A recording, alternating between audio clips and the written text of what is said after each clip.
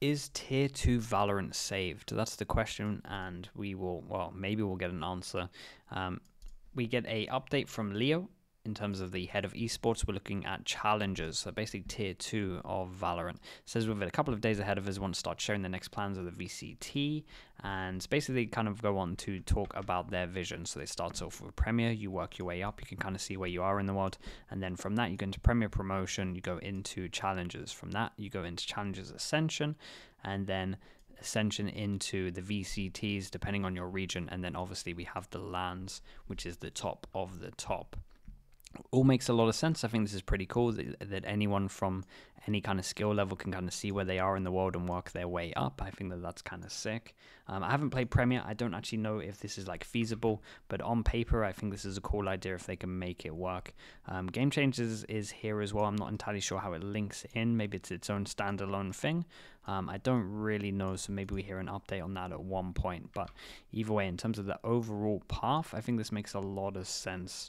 So yeah, we'll keep an eye on that, and maybe I'll play some Premier at one point to actually work out if it's looking good for this to be a good route. But I think that's cool that anyone can get involved, and again, you can see where you are in the world. How's it going? So this is basically just them looking at the year itself, 2023, and how it went. They talk about some of the orgs that were involved. They talk about some of the peak viewership that they hit. And then they kind of just mention some of the standout players in terms of like something coming from the Japanese circuit, joining Paper Rex, and obviously kind of working his way up from tier 2 and being a success in tier 1. Basically just going, it is working. Fundamentally, it works is what they're saying here, which I think is a completely fair point. Like with some of the examples, it is working at the moment. At least that bit of it is working. Then they go on to kind of just talk about what their focuses are from next year. Kind of, this is them being like, these are our struggles. This is where we feel like we have to focus on. So viewership is number one. They say that some of the viewership is lagging, especially if I look at EMEA. I think that is completely fair. We look at Polaris, and it has been getting some games that are like under 2K, sometimes under 1K. And it's just like, if you're an org, how are you ever meant to...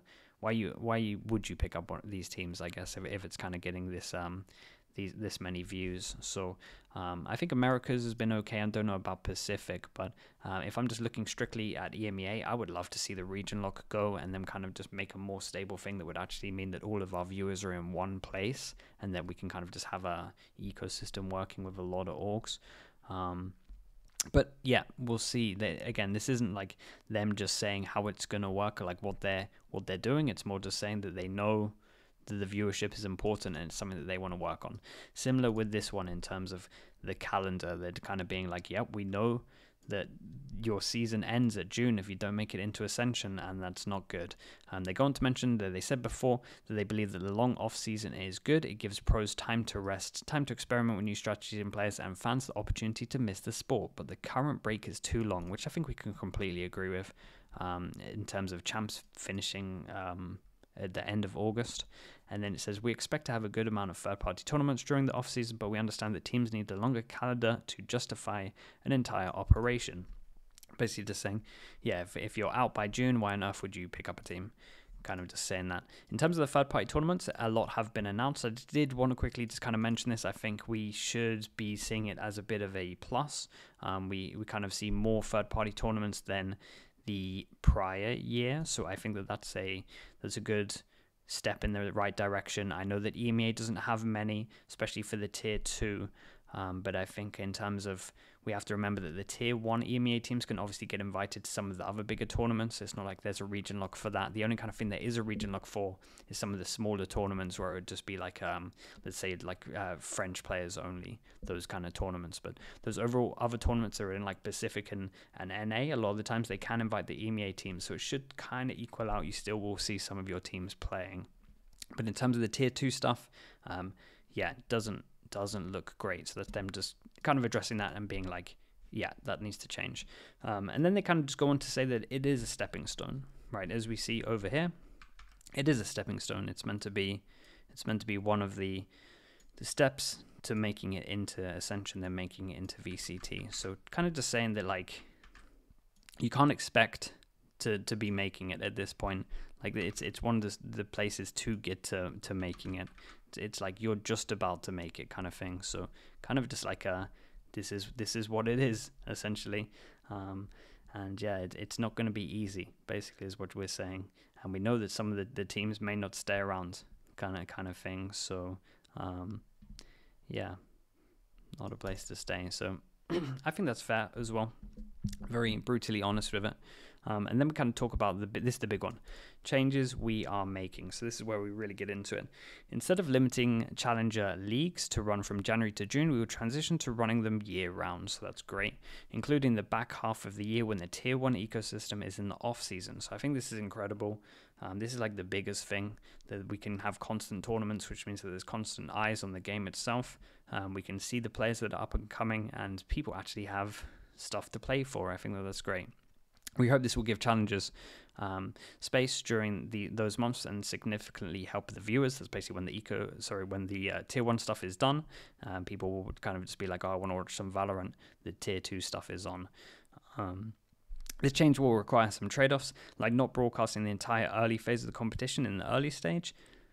So this is interesting. Obviously, basically, as the teams get better and better, they're saying that we'll start doing some actual production, but they are providing clean feeds for content creators and maybe like casters and observers that want to kind of practice their skills so that people can watch the games. So kind of more just for people getting better.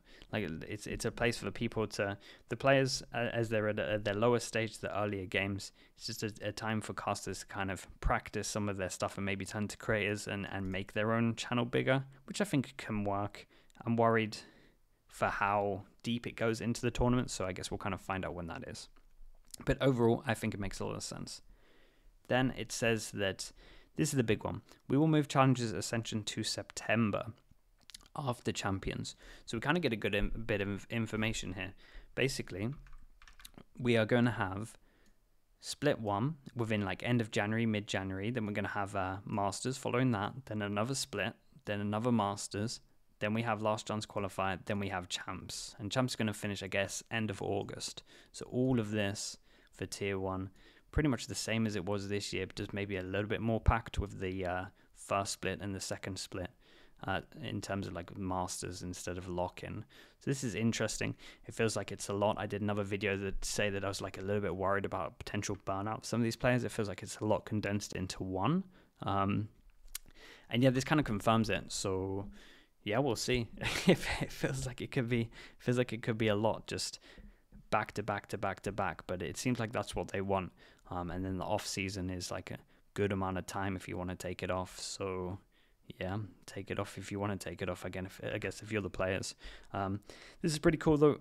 After Champs, to say that like 2 weeks of Champs is gone and players are like, oh damn, I want to watch some Valorant again after Champs. So hopefully it was a hype Champs.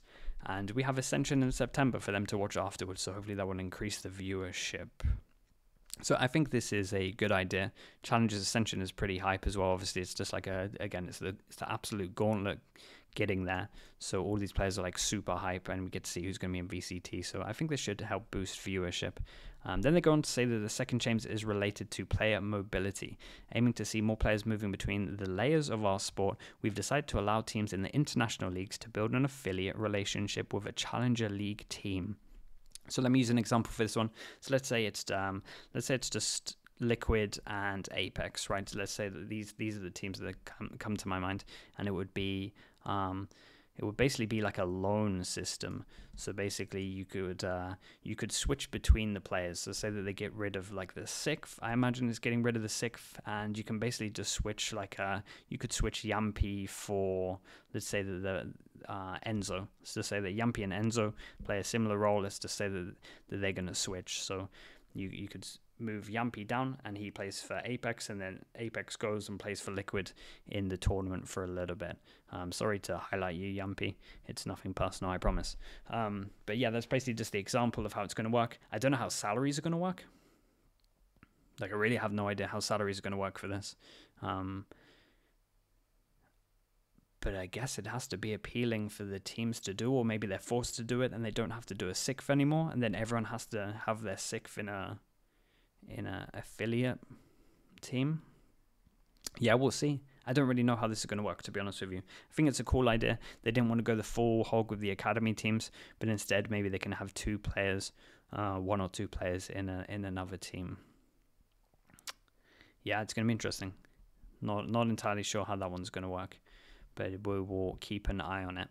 And then it goes to say that is the next step is Premiere, and they hope at this point everyone is familiar with Premiere, etc., etc. Basically, just saying that they want Premiere to just be where you go, you can prove yourself, and basically where tier 3 is, just inside the game itself. You work out where you are in the world, and you can just go up within the game itself.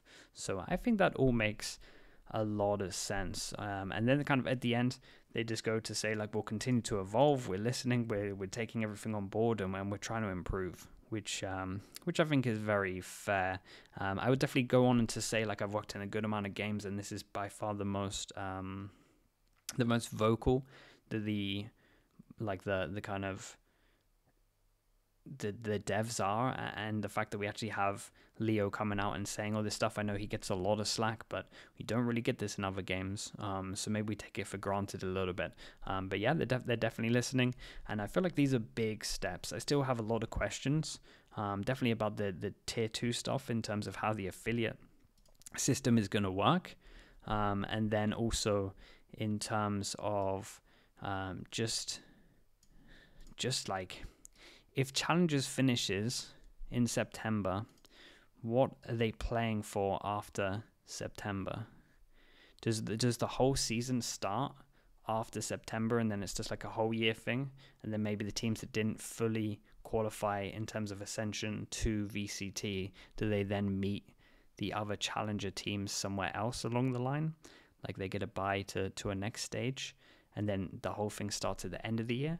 I don't really know, because a lot of this is interesting, because they say that they're going to they're doing clean feeds for the beginning of the tournament, but that in my mind would mean that the beginning of the tournament's kind of starting when the tier 1 stuff starts, in terms of like January. So then I don't really know what they're playing for after September, seeing as the big aim of getting into Ascension is gone. So that'll be interesting to see what the actual tournaments are after September. Let me know in the comments if I missed anything, but I'm pretty sure that pretty much covered it all. Yeah, let me know your takes. Let me know your questions as well. Does this fix tier 2? It's definitely the right steps. It's just how it looks. Is it enough? Is the actual other question as well. Like, it's good addressing that they know viewership is a thing, but is it actually enough? Yeah. Let me know in the comments what you think. But again, it's nice that they're very vocal, and the overall plan is there. It is in place. So yeah, let me know in the comments. Thank you so much. Like and subscribe, and I'll see you on the next video.